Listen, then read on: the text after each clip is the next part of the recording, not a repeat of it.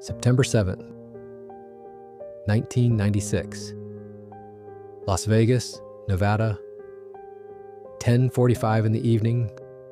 A white BMW pulls up alongside a black BMW at a red light. 4 shots fired. 4 direct hits. The most famous rapper on the planet, slumped in his seat. The official investigation lasted years. Nobody was charged for nearly 3 decades. But here is what the official version never explained. The man sitting directly beside Tupac that night did not receive a single scratch. Not one. The shooter fired multiple rounds into that vehicle at close range, in a stopped car, and the man sitting closest to the window walked away without a mark on his body. His name was Suge Knight. He owned everything Tupac had built. And Tupac had told people in the weeks before that September night that he was planning to leave. Stay with us. Because the story of what happened in Las Vegas has never been told in full. Not officially, not once. Before we examine that September night, you need to understand what Tupac Shakur actually was. Not the music, not the voice, not the icon, the power. By 1996, Tupac Shakur was the most commercially dominant force in American music. His album, All Eyes on Me, had sold more than 5 million copies in its first week alone. 5 million in 1 week. The publishing rights to his recordings, the licensing agreements, the merchandise, all of it was controlled by one company, Death Row Records. And Death Row Records was controlled by one man, Marion Hugh Knight Jr., known to everyone in the music industry as Suge Knight. Suge Knight had signed Tupac to death row in 1995 while Tupac was serving time in prison. He paid his bail, $1.4 million.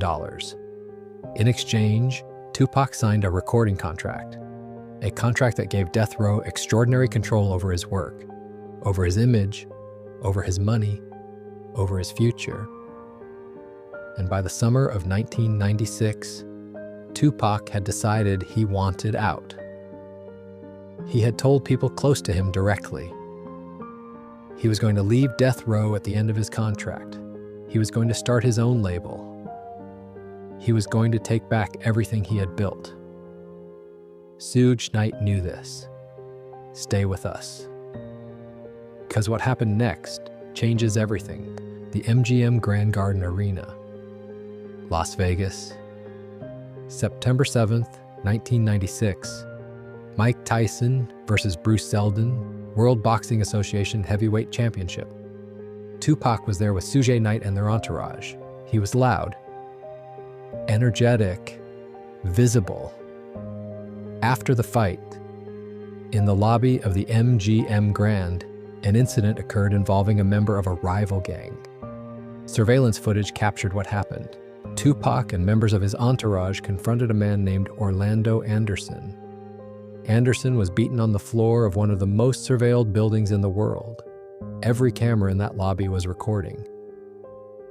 The assault was documented completely. And yet, in the investigation that followed, no charges were ever brought for what happened in that lobby. No arrests, no prosecution, nothing. Think about that.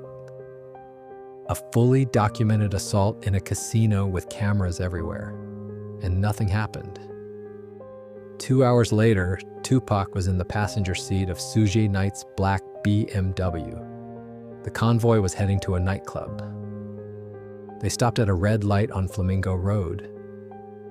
A white BMW pulled alongside them. The window came down. 4 shots. Tupac reached behind his seat. He was hit in the chest, in the hip, in the hand, in the thigh. Suge Knight, sitting directly to his left, was untouched.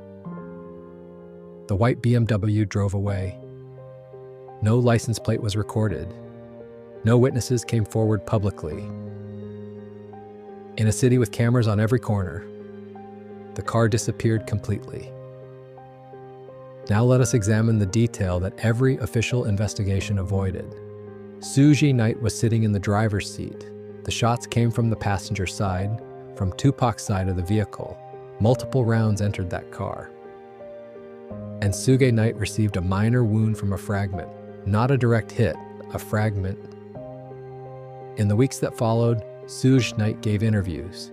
He cried publicly. He spoke about Tupac with grief. He organized the response to the investigation. He controlled who spoke and who did not. And here's what emerged years later through court documents and sworn testimony. Orlando Anderson, the man beaten in the MGM lobby that night, was a member of a gang called the Southside Crips. The Southside Crips had a documented history of conflict with death row records. But investigators who examined the case years later found something more specific.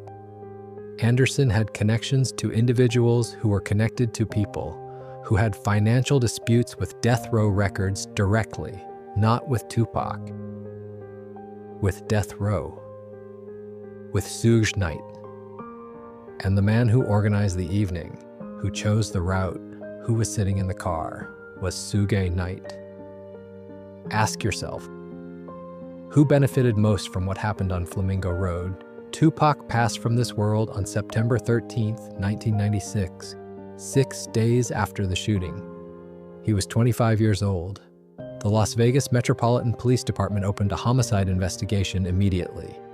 That investigation remained officially open for nearly 3 decades, nearly 30 years, without a single arrest directly connected to the events of that night.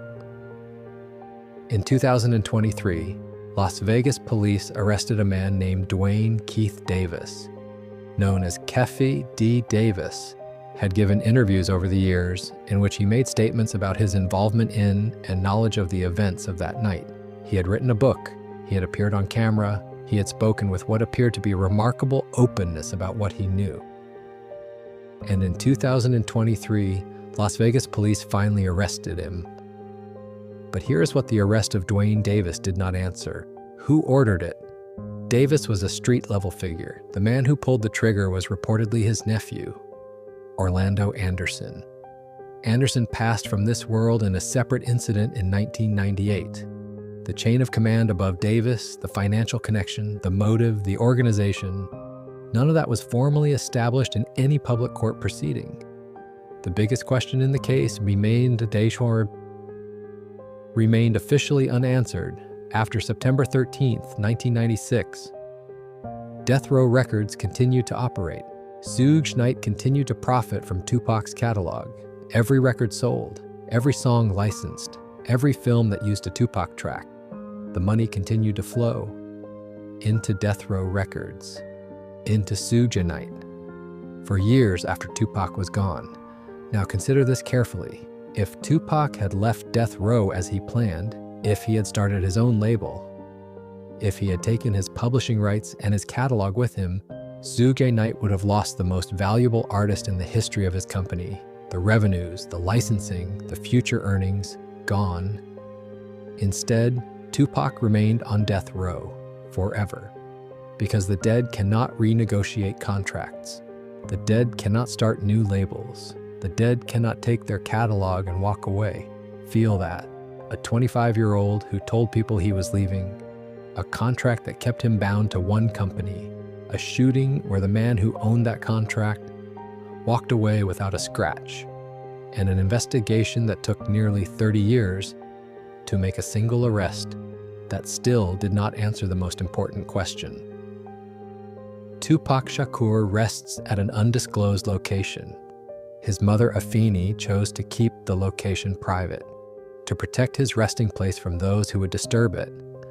Every year, on September 13th, fans gather at memorials around the world.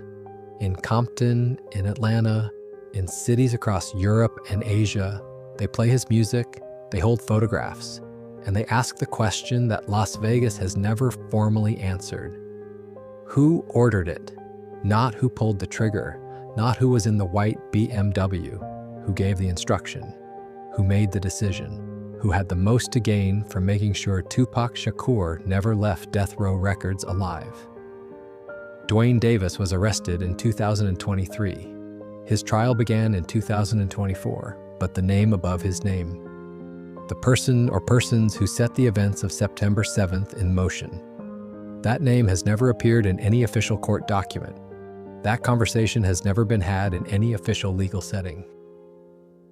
And Suge Knight, the man who sat beside Tupac in that car, the man who walked away without a scratch, has never sat in a courtroom and answered those questions directly. Not once. What do you think really happened on Flamingo Road? Leave your answer below, because 30 years of an open investigation and one arrest that answers half the question is not justice. It is the beginning of a conversation that Las Vegas has been avoiding for 3 decades.